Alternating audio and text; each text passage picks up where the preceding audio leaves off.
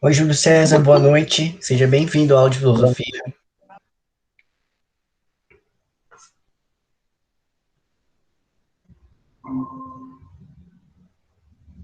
Bem-vindo, Guilherme. Boa tarde, João. Boa tarde, Júlio.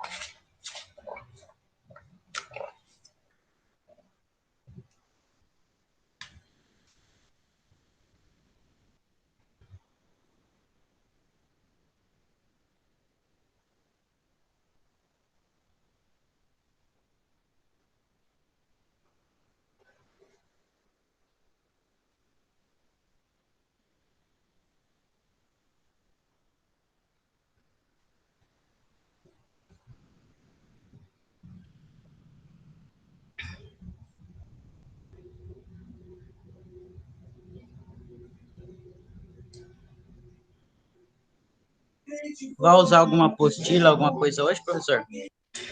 Não, a gente vai entrar na sala de aula e vai ver o roteiro que tá lá, tá? Então, não. O que eu sugiro, Júlio, que você faça o seguinte, tá? Pega o seu caderno e anota as coisas importantes que você vai falar na parte de experimentação, tá? Quando começar a aula, pega um caderno, anota e você organiza melhor, tá? Tá.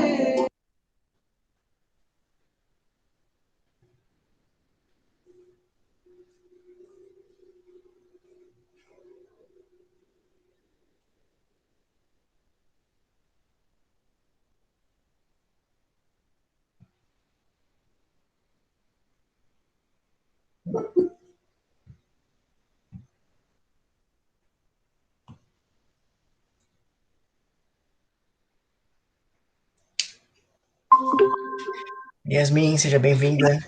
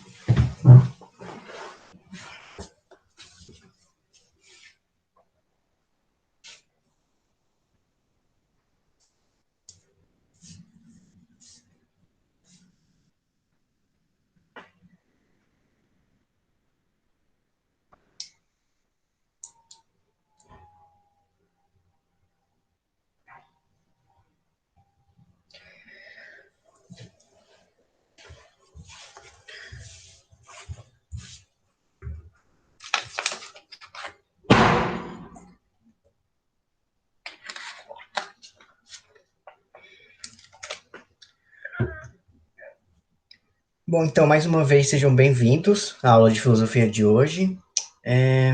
Vai chegar mais uma pessoa importante que nós vamos conhecer daqui a pouco. Mas vamos começar.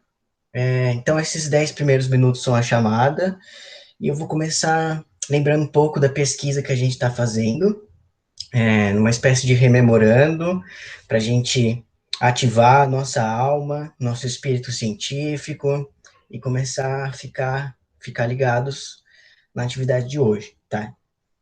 Então, primeiro eu lembro, depois eu começo a entrar na exposição.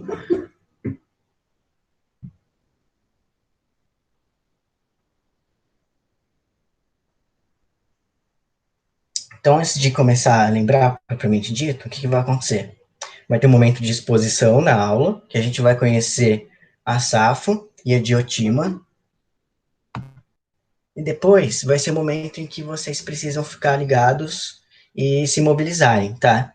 Então, na aula de hoje, nós vamos fazer uma atividade, que nós vamos discutir sobre o amor e a existência. Então, serão 10 minutos em que vocês ficarão responsáveis pela palavra, como pesquisadores, e nós vamos seguir para uma outra exposição. Acabou essa atividade, vamos para uma outra exposição, em que eu vou apresentar para vocês quem é a Lisístrata e quem é a Valentina. Essas 4 mulheres que nós vamos ver hoje são os primeiros inícios de quando a gente começa a falar sobre feminismo dentro da história da filosofia, tá? Então vejam, qual é o movimento que nós estamos começando agora? Nós estamos começando um pezinho lá na pesquisa bibliográfica. A pesquisa bibliográfica ela vai durar umas 4 ou 5 semanas, tá? A depender de como a gente se desenvolver. E depois nós vamos para as outras etapas de pesquisa, tá? Que é a fanzine, o fórum e, por fim, as entrevistas sociais, tá? Então, o que eu quero dar uma de vocês hoje? Que vocês se preparem para o momento da atividade, tá? Que é a conversa.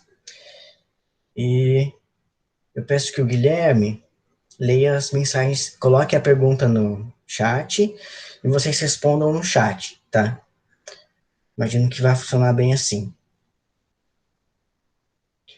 Então, vamos nos lembrar de como é que nós estamos fazendo a nossa pesquisa, tá?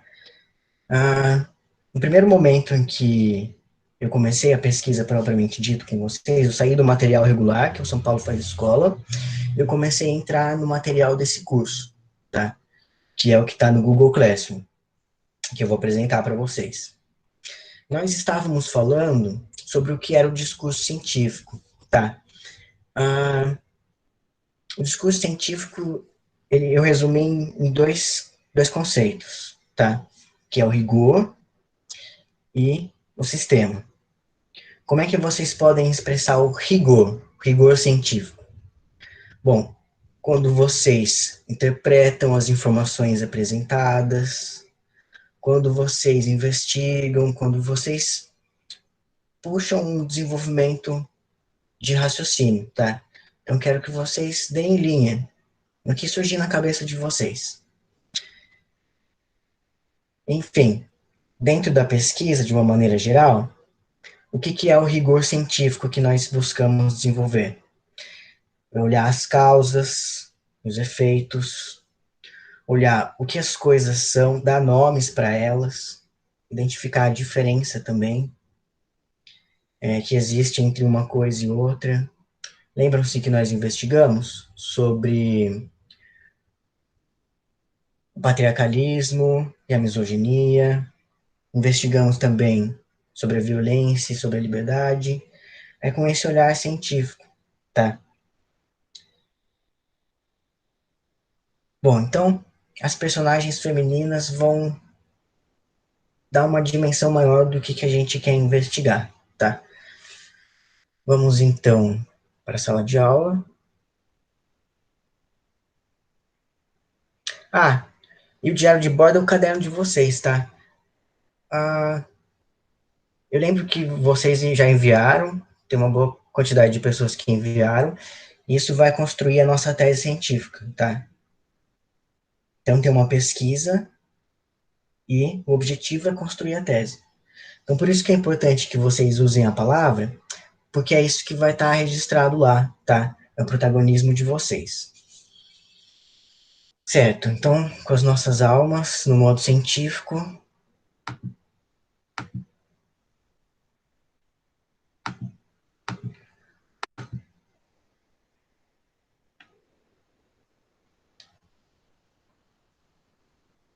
vejam, esse breve rememorando do percurso que eu estava fazendo era sobre essas atividades que estão aqui, tá? Lembrando que não existe um prazo limite para vocês entregarem, tá?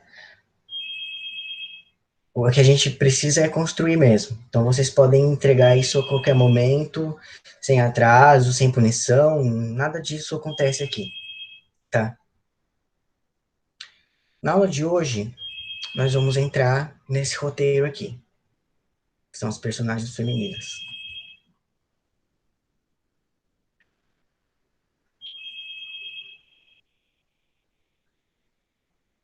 Então vamos conhecer 4 mulheres. O que vocês pensam dessas mulheres? É isso que eu quero ouvir de vocês. O que você pensa, tá?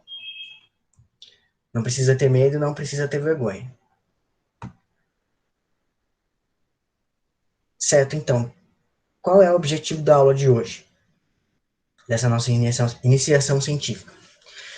São aquelas duas habilidades da aula anterior, tá? Nós vamos analisar a condição existencial dos seres humanos a partir de uma reflexão filosófica sobre as diferenças e as igualdades que existem entre os homens e as mulheres. Quando vocês verbalizam ou escrevem no chat, vocês vão estar manejando essa habilidade aqui, tá? Que é desenvolver a habilidade de leitura, escrita e planejamento investigativo para a autonomia intelectual de vocês. Porque o grande objetivo dessa iniciação científica é fazer uma formação ética de vocês, tá? Boa E como eu... Sim? noite, professor. Boa noite, Letícia. Seja bem-vinda à aula. Eu estava lembrando o percurso da nossa pesquisa, as atividades que nós fizemos. Lembro da sua participação. Seja bem-vindo, tá? O que vai Obrigada. acontecer hoje? De nada. Vai acontecer o seguinte: vai ter um momento de 10 minutos que vocês vão conversar sobre essas mulheres que eu vou apresentar, tá? Que é a exposição. E vocês vão dar a opinião de vocês, tá? O que é para fazer hoje é isso.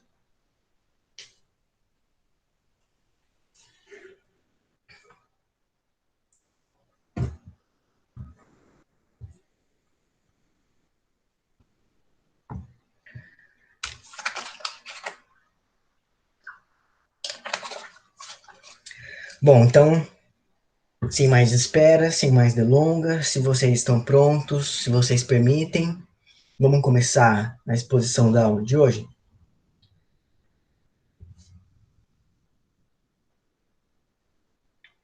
Tá, então começa aqui. Nós temos uma primeira mulher, que é a Aspásia. A Aspásia, ela era uma professora de retórica estrangeira e era esposa do governador Péricles, para o qual também escrevia. Então, ela produzia discursos, especialmente o discurso do tipo elogio dos mortos, investigando a matéria humana nas suas relações reais na cidade grega. Ela observava as pessoas, ela escrevia para esse político, que é o Péricles, e falava coisas para ensinar a ética dessas pessoas. Essa era a Aspásia. A Aspásia era uma mulher odiada pelo Sócrates, porque ela via na sofística uma maneira de levar as pessoas pelo diálogo, de levar na conversa, de ofuscar e confundir sobre a verdade, porque tratava como uma simples roupagem do pensamento, tá?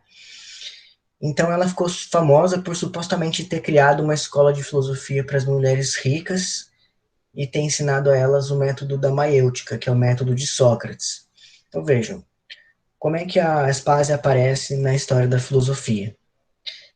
Ela é uma mulher que não tem um papel político relevante, mas ela é intelectualmente responsável pelo discurso de um homem importante, que é o Péricles, tá? E ela era uma espécie de mestre da conversa, tá? Então vejam qual é a imagem de mulher que nós temos aqui. Alguém que dá um suporte, que não tem visibilidade e que tem a arte do discurso, tá? Essa é a Aspásia, nossa professora. Vamos conhecer agora outra mulher, segunda mulher, que é a Safo. Safo é uma poetisa grega lírica, que é amplamente conhecida por seus poemas acompanhados pelo som da lira. Os poemas dessa época eram marcados por uma tradição oral, não escrita, motivo pelo qual muitos dos seus documentos se perderam ao longo do tempo. Eles não eram considerados importantes. Os poetas mais importantes e que foram salvos foram o Homero e o Hesíodo.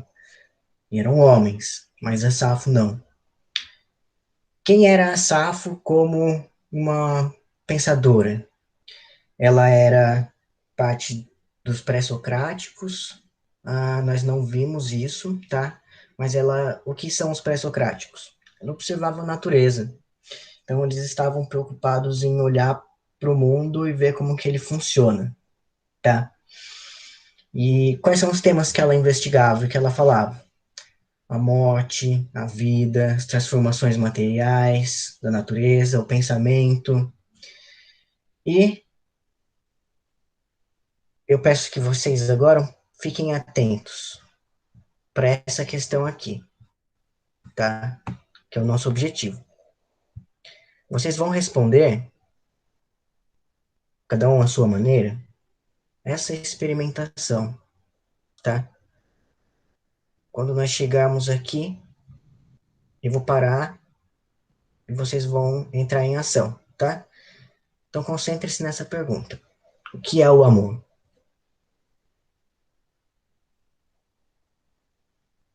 Então eu vou interpretar o poema da Safo. Sim, vou interpretar o poema da Safo para vocês ouvirem e se sensibilizarem. Então, que ideia isso traz para você, tá? Há uma mulher amada, ditosa que ao teu lado só por ti suspiro. Quem goza o prazer de te escutar, quem vê às vezes teu doce sorriso. Nem os deuses felizes o podem igualar. Sinto um fogo sutil correr em minha veia, de veia em veia, por minha carne, ó suave bem-querida. E no transporte doce que minha alma enleia, eu sinto asperamente a voz emudecida. Uma nuvem confusa me enevoa o olhar. Não ouço mais. Eu caio num langor supremo, e pálida, e perdida, e febril, e sem ar, um frêmito me abala. Eu quase morro, eu tremo. Isso é uma descrição de um sentimento amoroso.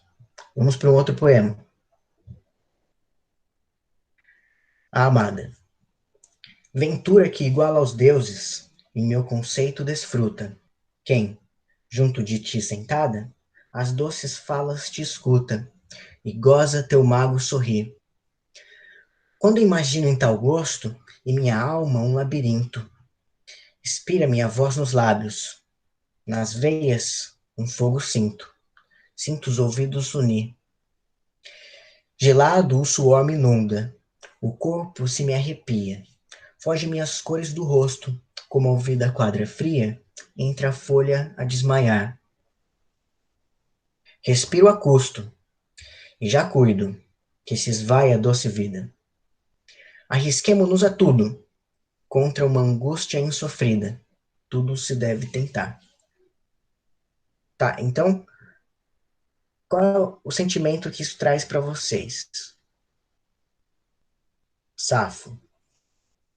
Safo era uma poetisa. Vamos agora para Diotimo, e depois nós fazemos a experimentação, tá? Bom, a Diotima foi uma outra mulher, a nossa terceira mulher de hoje, que falou também sobre o amor, tá? Só que ela tinha um outro perfil.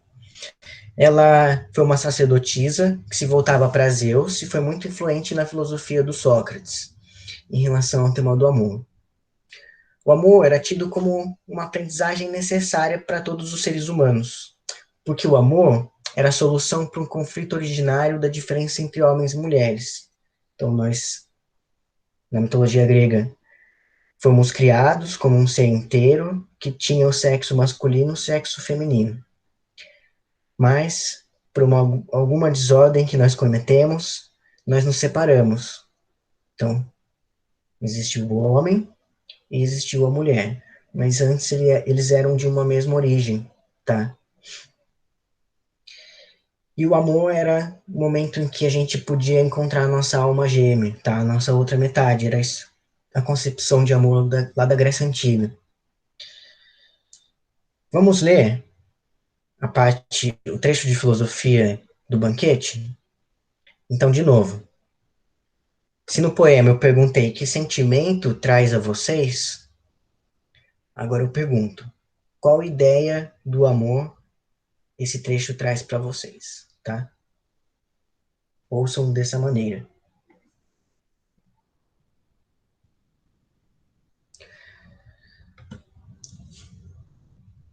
Então, tá aqui no banquete, tá? Simpósio é o banquete. Os indivíduos, prosseguiu, cuja força fecundante reside apenas no corpo, voltam-se de preferência para as mulheres. É a sua maneira peculiar de amar, a fim de gerar filhos e, por esse modo, assegurar para si próprios, conforme creem, a imortalidade, ventura e renome duradouro. Seu corpo. Os fecundos na alma, sim, porque há também pessoas, me falou, cuja força fecundante reside na alma, muito mais ativa do que o corpo, com relação às coisas que vem a alma conceber e procriar. E o que lhes convém conceber na alma? A sabedoria e as demais virtudes que, precisamente, os poetas são os pais e os artistas dotados de espírito inventivo. E ela prossegue.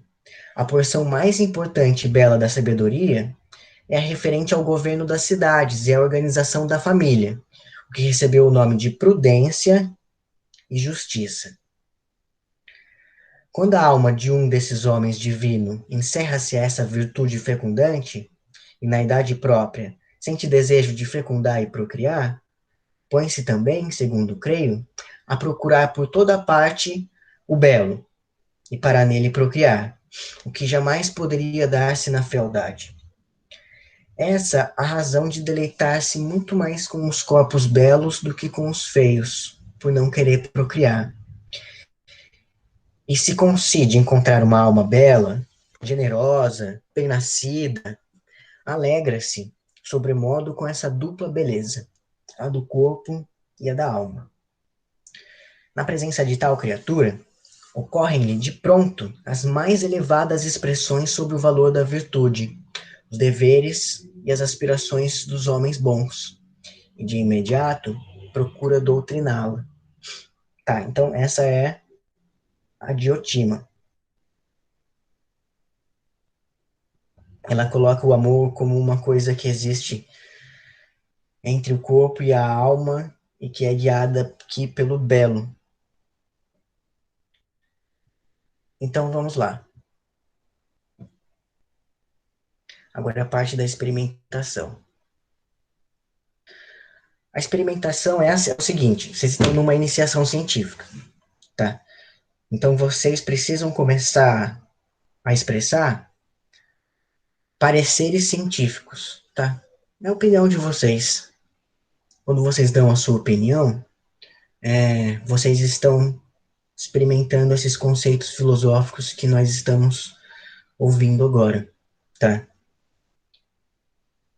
Então, Guilherme, coloca a pergunta no chat, o que é o amor para Safo e o que é o amor para Diotima. Ah, e eu posso ouvir vocês estão aqui do lado, tá? Então, momento de reflexão.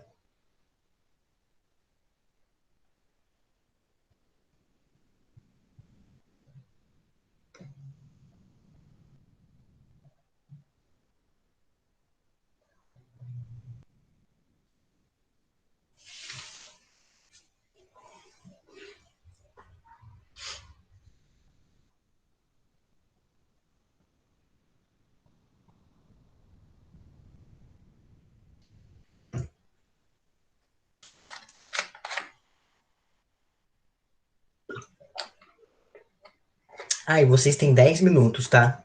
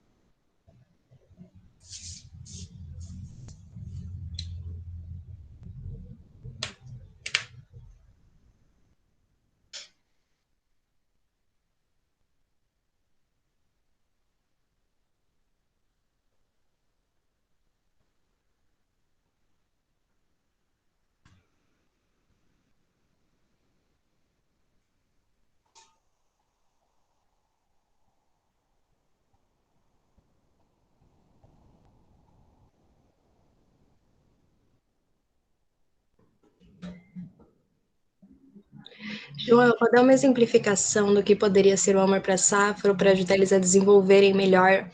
Porque como ela deixa bem expressado nos poemas que você colocou aqui, pode-se dizer, né, que ela poderia ter sido uma das mulheres que começou a escrever sobre aquele amor romântico que faz você ter borboletas no estômago, arrepios, é aquilo que a gente sempre lê. Legal, exatamente, exatamente. É, como é que a gente direciona, então, essa pergunta?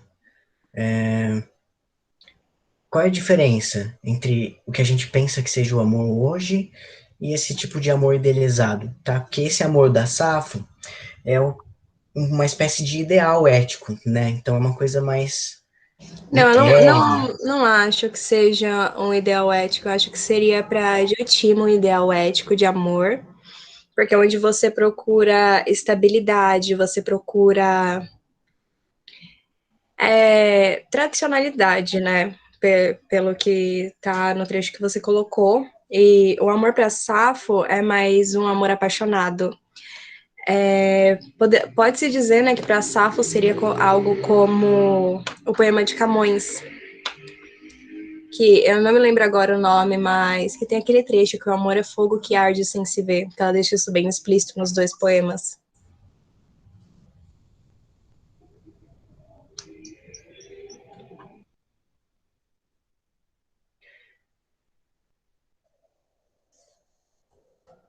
Sim, legal, obrigado, obrigado, Yasmin. O Júlio César, ele escreveu o seguinte: amor para Safo é exercer o amor ao próximo. Legal, Júlio. Sim, tem esse sentido. Esse sentido ele se parece com a, uma expressão cristã também, né? Parece que uma coisa que seja próxima da nossa realidade, esse amor ao próximo. Então, concordo, tem uma semelhança. Agora, Júlio, a partir disso, qual é a sua opinião quando você vê esse esse amor idealizado, esse amor ao próximo? E qual é a sua opinião quando você vê, por exemplo, quando um caso de amor acaba em violência, que é o que a gente estava discutindo na aula anterior?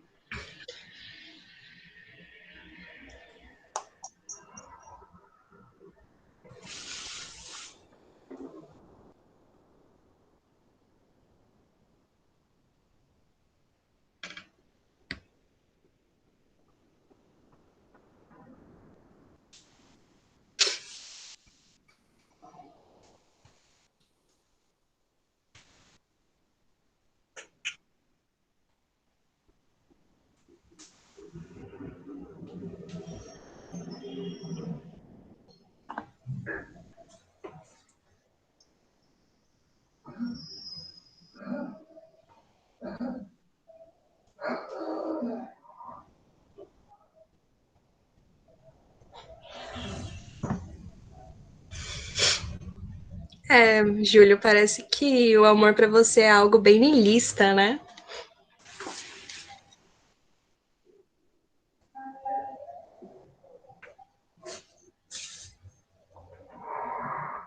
João, só queria acrescentar que eu acho que o amor para Safo não seria algo relacionado como se fosse o amor ao próximo, que é pregado dentro do catolicismo, porque, pelo que eu me lembro, ela foi. Os poemas dela, né, foram censurados pela igreja e ela teve várias obras alteradas por conta dela escrever poemas de amor para outras mulheres.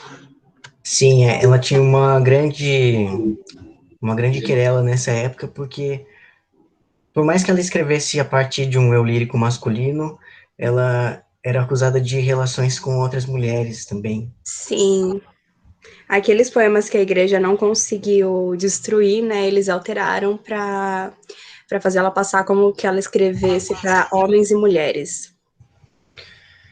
Sim, o Júlio César disse que o amor é um sentimento que marca dentro de nós mesmos, que entra dentro de nós mesmos. Quer dizer, a Graciele também falou que o amor para Safo tem vários sentimentos. Então, é uma coisa espiritual. Não é, por exemplo, na aula passada, quando a gente estava falando em alguns relacionamentos que são abusivos. Tá? Então, quando o relacionamento é abusivo, ele não tem essa marca sentimental. Uma coisa mais de poder, é uma coisa mais de domínio, não de uma relação interpessoal. Então, tem uma diferença da violência e a liberdade da aula anterior e do que a gente está vendo agora com esse poema.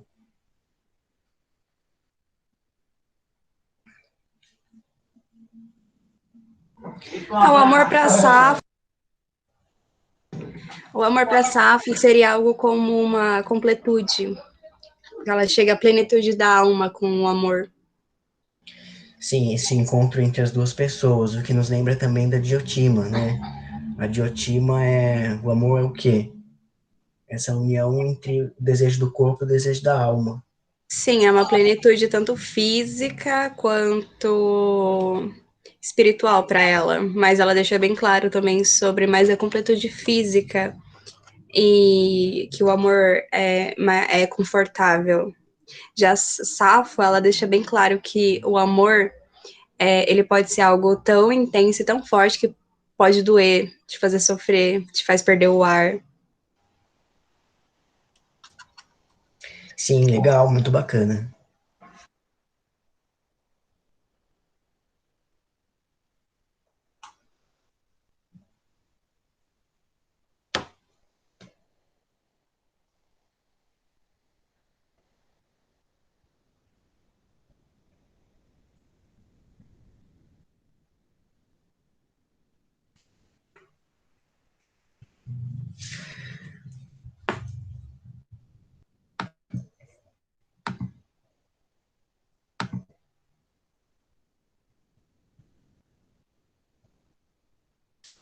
Tá, então o amor é uma plenitude, ele é um sentimento que emerge na gente, é uma coisa que acontece entre as pessoas, uma relação interpessoal. O que a Safo nos diz é isso. E como é que nós queremos que essas relações interpessoais sejam? Que elas se dirijam para uma harmonia. Por mais que a gente não entenda mais o amor como uma coisa que acontece só entre homens e mulheres, a ideia que fica hoje é a harmonia. Então a coisa tem que ser saudável, tem que ser alegre, tem que girar essa força, essa energia da nossa alma. Que dá para concluir do diário de bordo é isso. Alguém mais tem uma opinião antes da gente fechar essa experimentação?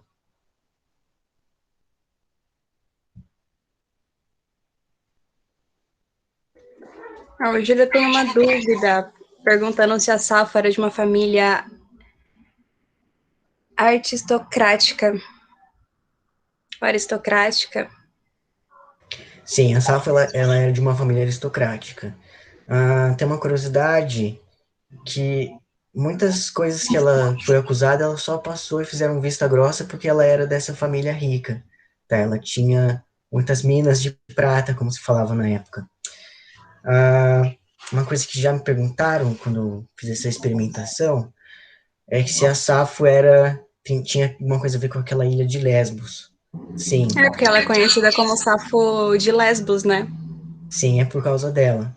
Sim. Bom, então o que nós podemos... Tem um comentário do Júlio César. Eu não disse a área que vocês estão, né? Ó, primeiro comentário do Júlio César.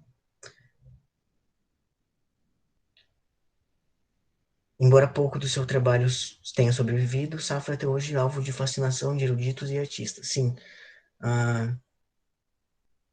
muita gente gosta da Safo e estuda ela, principalmente na academia, que é na universidade. Então, legal. Espero que vocês tenham gostado de ter contato com ela, tá? É uma poeta, uma poetisa. E a Diotima também. A Diotima ela é muito famosa hoje porque ela foi uma mulher de grande destaque dentro das obras do Platão. Então, as mulheres começam a aparecer com a sua importância, tá? Ó, gente, vocês escolheram as suas áreas de pesquisa lá na primeira aula, que é a ementa da disciplina. A Graciele, ela tá no fórum, que é a terceira etapa. O Gustavo Gomes, ele tá na fanzine e tá no fórum também, tá? Quem mais? O Vitor. Vitor, você precisa escolher a sua área de pesquisa, tá? Vai lá no Google Classroom e escolhe lá na aula 1 e 2. Tá bom. Aí o Júlio César vai fazer as fanzines, tá? Nós estamos, então, na etapa bibliográfica. Estamos começando a entrar na bibliografia do curso, tá?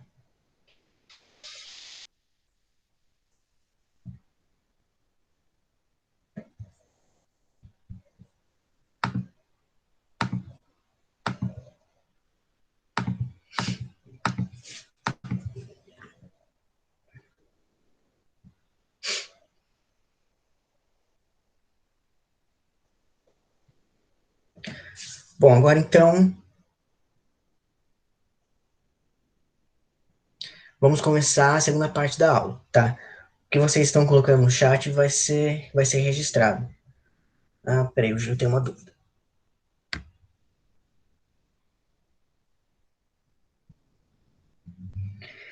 Isso que a Diotima dizia sobre o amor, que era o amor para Diotima. Ele respondeu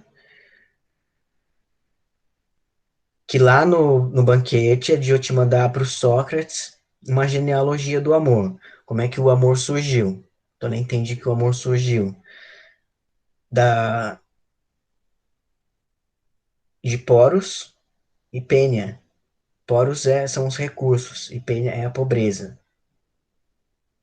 Então, o amor ele é aquilo que surge quando a gente começa a se desprender dos recursos materiais, pelo que o Júlio César afirmou. Legal. Ah, Coloquem mais comentários se surgir para vocês, tá?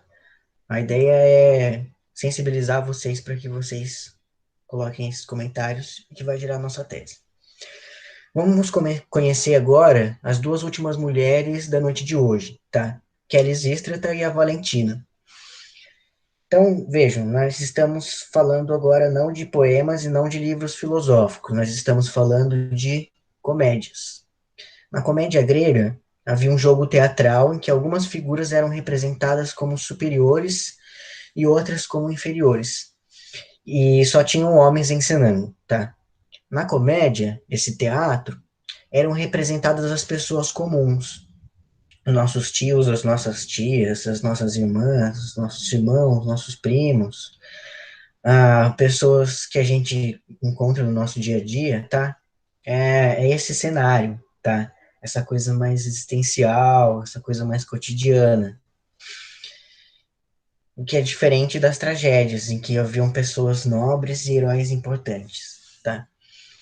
E a comédia ela é caracterizada por um momento de reviravolta, que é esse elemento cômico. E geralmente eles representavam estereótipos sociais. Os estereótipos de homem e de mulheres vão estar presentes aqui. E essas mulheres, elas nos trazem algumas histórias que podem nos fazer questionar esses estereótipos, tá? Então,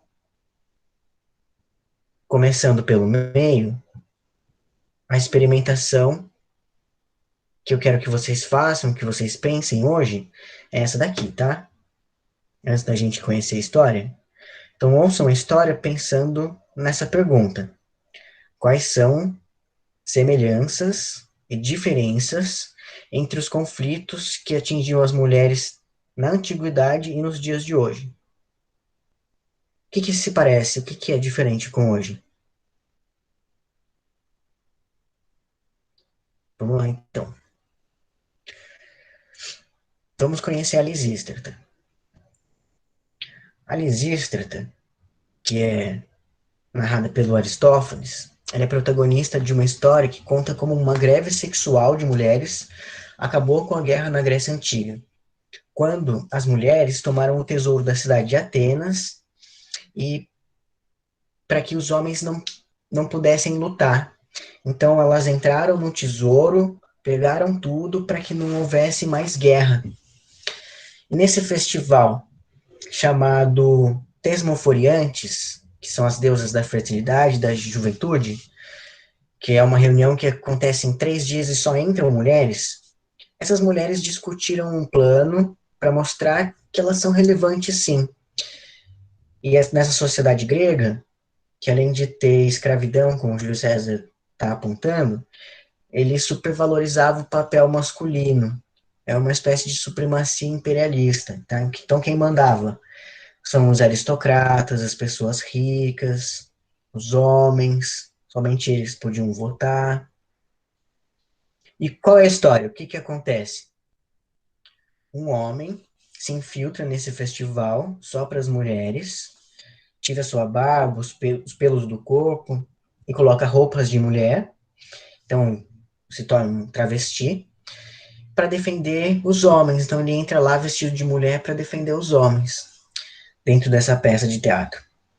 O problema central é que as ações das mulheres são geralmente invisibilizadas dentro da visão tradicional dos poetas gregos. Eles não reconhecem o papel feminino. O papel feminino está sempre deixado de lado, está sempre sendo fechado, sendo vedado os seus olhos. Qual a atenção que a Lisístrata chama? Que por mais que nós tenhamos tanta ganância, que nos leva à guerra, e que faz com que a gente tenha essa violência no nosso modo de funcionar da humanidade, tem outras coisas que são importantes, que talvez se a gente desse mais atenção a elas, o nosso desenvolvimento pudesse ser muito mais benéfico, muito mais saudável, tá? Essa é a hipótese que eu jogo para vocês na iniciação científica. Será que se a gente mudar a nossa racionalidade para uma ética do cuidado e não para uma ética de dominação, de violência, se a gente não pode ter mais liberdade, mais desenvolvimento, tanto para nós quanto para as pessoas que estão ao nosso redor, tá? E quais são esses papéis que são tradicionalmente femininos? Os cuidados no lar, a benevolência com as crianças, a bondade, cuidados doentes, a baixa criminalidade que existia entre as mulheres também e outras funções que elas exerciam, tá? É isso que chama a atenção a Lisístrata para a gente. Então, nós temos, de um lado, a guerra, a violência, e de outro lado, o cuidado e a liberdade. Vamos conhecer agora outra mulher, tá? É a última que eu apresento para vocês. Ela se chama Valentina. A Valentina também faz parte da peça do Aristófanes, e ela é uma personagem da Assembleia de Mulheres. É essa peça que conta a história de quando um grupo de mulheres se disfarçam com as roupas dos seus maridos e colocam barbas postiças. Então é o contrário, tá? É um travestismo, mas é como para elas se parecerem homens. Vestidas de homens, então, essas mulheres puderam ir à Assembleia Legislativa e discutir o que eles iam fazer com os recursos da cidade de Atenas. Então, os homens ficaram presos em suas casas nessa história, e elas foram lá na Assembleia e votaram em lugar deles. E o que elas fizeram? Que diz sobre uma das intencionalidades dos feminismos, dos muitos feminismos que existem. Que criou-se essa possibilidade de uma comunidade de todo mundo, um comunismo, tá? Em que existia uma distribuição igualitária de todas as propriedades. Então, as casas elas eram comunais, elas eram divididas entre famílias, que eram amigas entre si, que colaboravam com seus vizinhos. As funções da cidade também eram divididas, independente se você era homem ou mulher, independente se você era rico ou pobre, se você era parte do governo ou se você era um trabalhador, se você estava na guarda civil ou se você era um agricultor. Você dividia as funções com as pessoas nesse comunismo feminista, entre aspas, que a Valentina está falando, tá? Além disso, ela tornou as casas e as crianças como bens comunitários. Quer dizer, todo mundo tinha responsabilidade de cuidar das crianças e das casas. E a única exceção era para os feios e velhos, porque eles teriam prioridade sobre os mais jovens e belos. Porque vejam, qual é a ideia que nós temos aqui? A ideia que nós temos aqui é de uma aristocracia, de uma excelência que se espera de você. Então tem esse ideal da beleza, tá? Em todos os sentidos. Mas vejam, qual é o ponto principal? O que aconteceria se a gente seguisse essa comunidade que a Valentina colocou? Quando os homens eles estão no poder, o que geralmente acontece? Eles usam os recursos, como a Lisístrata falou, para ir para a guerra, para conquistar outros lugares, para adquirir mais recursos ainda, para expandir o seu domínio.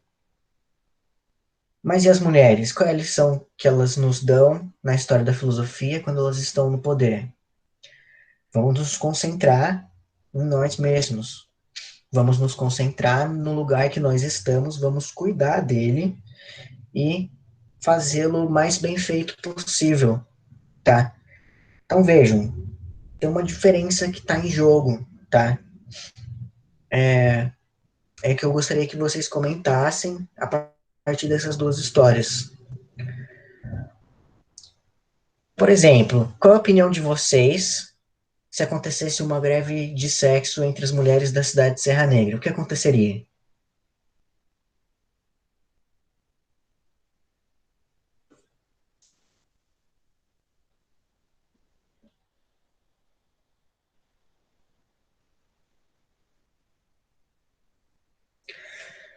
Vou ler um comentário do Júlio César.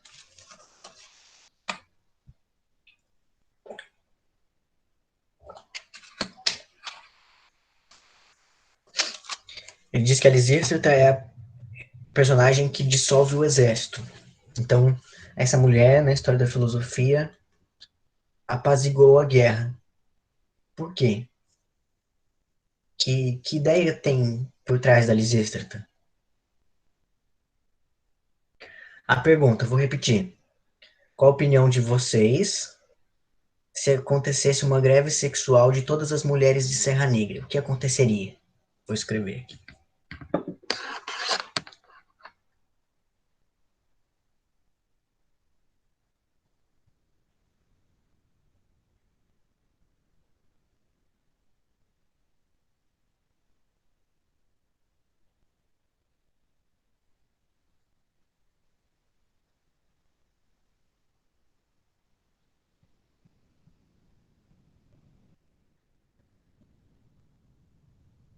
Que é para você pensar na sua cidade e comparar essa história, tá?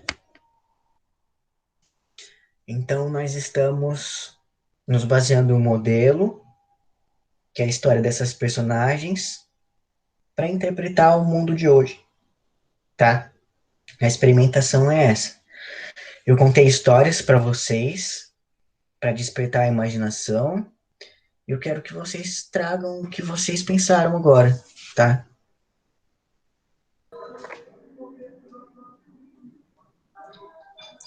João, eu acho que uma das atitudes que seria padronizada, né, entre as cidades, estados ou o mundo todo, se as mulheres fizessem uma greve de sexo, negassem o acesso dos seus corpos a homens, é óbvio que haveria manifestações e a gente não saberia a que nível isso chegaria, porque eles iam querer reivindicar o acesso aos corpos das mulheres novamente.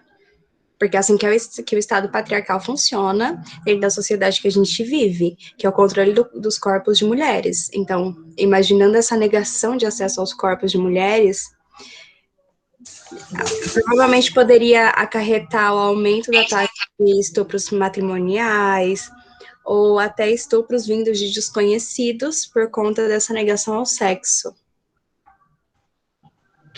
Então, o Graciele falou também protestos. Agora a pergunta, que encaminha para a nossa iniciação científica. É direito desses homens ter acesso ao direito das mulheres? Ou quem é que deve determinar o que faz com o seu corpo?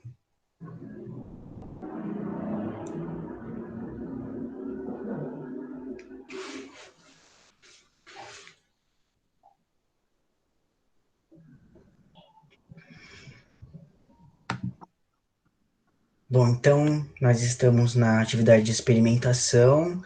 Para recapitular vocês, eu vou tentar resumir as histórias que a gente viu hoje, tá? Então, nós conhecemos 5 mulheres. Vamos preparar o nosso espírito científico para essa opinião, essa conversa, tá? Nós conhecemos a Safo, em que ela apresentou alguns sentimentos dentro do seu poema que é relacionado ao amor. Então a pergunta é, o que é o amor para Safo? Mais essa coisa sentimental, nós nos dirigimos. E depois eu falei da Diotima também, que era uma intelectual que falou que o amor ele existia entre o corpo e a alma, talvez mais no corpo, talvez mais na alma. O que vocês pensam? Vocês, como cientistas, que seja o amor. Então, ele é mais uma coisa física, ou o amor é mais uma coisa espiritual? Diotima, segunda. Depois nós falamos sobre a Lisístrata, quando ela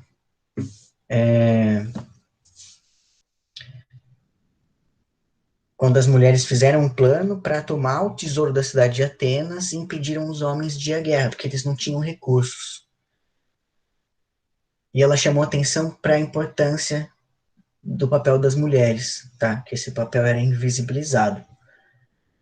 E por fim, nós falamos da Valentina, quando elas se vestiram de homens e votaram um novo regime para a cidade de Atenas, que era esse comunismo, em que todo mundo dividia várias funções. Então, pensem, como seria a nossa sociedade se a gente dividisse todas as funções igualmente? Independente se você é rico, se você é pobre, se você é homem, se você é mulher, se todo mundo tivesse um papel um nível igual ao das outras pessoas. Qual a opinião de vocês?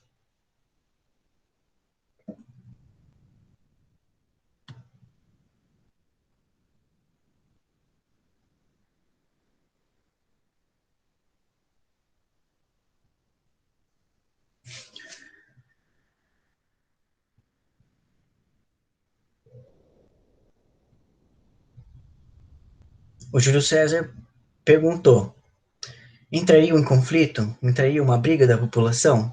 Haveria um conflito? A Letícia falou: acho que haveria uma certa indignação e raiva por parte dos homens. E a pergunta é direito deles ter acesso ao corpo das mulheres?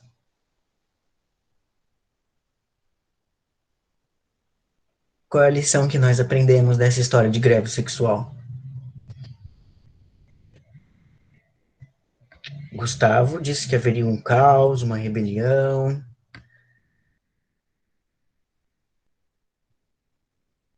A Letícia disse que se houvesse essa greve, todos entenderiam que deveriam agir com igualdade. Então, tem uma punição que está acontecendo, né, Letícia? Então, com essa punição, você já vai se direcionando para a igualdade? Essa é a sua hipótese? Professora, essa minha resposta de agora é sobre a sua pergunta que você fez agora há pouco. Essa que você acabou de fazer. Não sobre a greve, a outra. Ah, tá.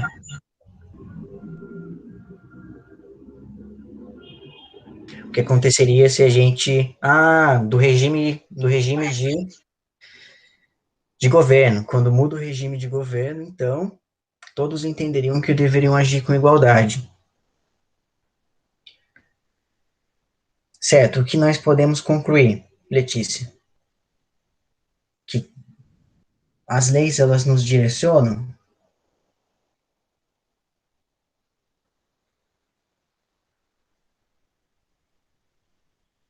E a Graciele disse que não é direito deles. Então, a lição feminista não é não, certo?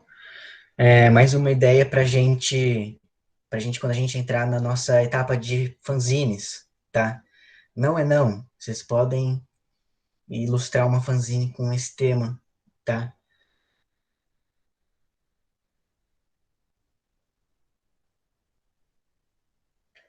E vocês continuam. A Letícia, no regime do comunismo feminista, que é a ideia que nos trouxe a última mulher, a Valentina, que nós ajudaríamos uns aos outros, porque todos seriam iguais. Então tem uma solidariedade entre as pessoas quando a gente precisa fazer as coisas igualitariamente. Eu já olho para você como se você fosse parecido comigo. Legal. O Júlio, iria acontecer igualdade e as pessoas iam se ajudar mais. Legal. A pesquisa está bem semelhante, bem na mesma linha.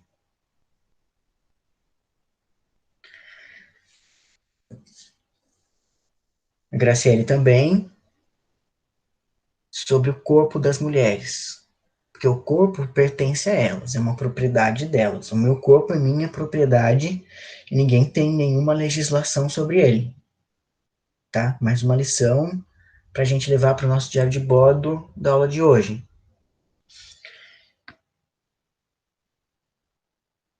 E o Júlio César justifica que todos nós temos privacidades e temos direitos. E esses direitos são iguais. Legal, Júlio César, você está coberto de razão, tá? Mais alguém tem algum parecer científico para a experimentação de hoje?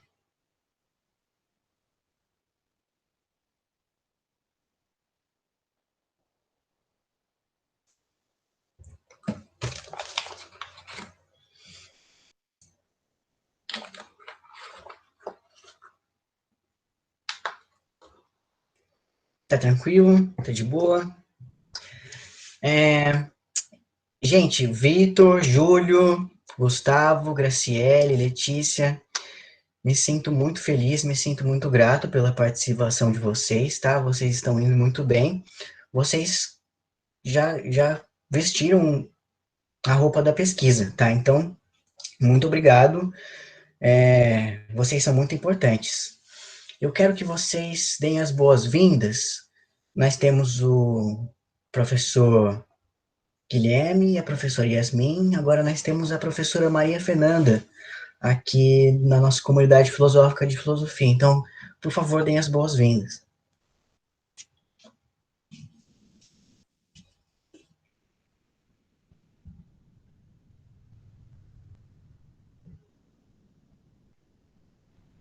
Bem-vinda. Bem-vinda, Maria Fernanda. Bem-vinda, Maria. Bem-vindos. Oi, pessoal, boa noite. Que satisfação poder acompanhar a aula com vocês. Professor João, muito obrigada pela acolhida e estamos juntos por aqui. Muito obrigada a todos. Prazer em conhecê-los. Legal, então nós estaremos juntos até o final do bimestre, a gente começa a se encaminhar para o final, tá? Vamos entrar mais na etapa de pesquisa bibliográfica. Lembrando que vocês sempre podem entregar as tarefas, não tem prazo de morte, aqui não existe isso. Podem entregar. Até o final da nossa pesquisa, que é setembro, vocês têm o seu papel na pesquisa garantido, tá? E a gente vai começar a investigar mais agora a história do feminismo, mas não se preocupem, porque no começo de toda a aula eu vou fazer o rememorando com vocês, tá? Então, última coisa que eu digo para vocês é que usem e abusem do diário de bordo, tá? E um abraço a todos e mal feito, feito.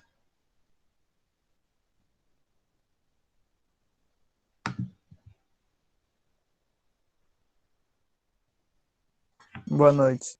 Tchau, tchau. Boa Tchau, noite aí, Vitor. professor João. Tchau. Falou, Boa Júlio. noite.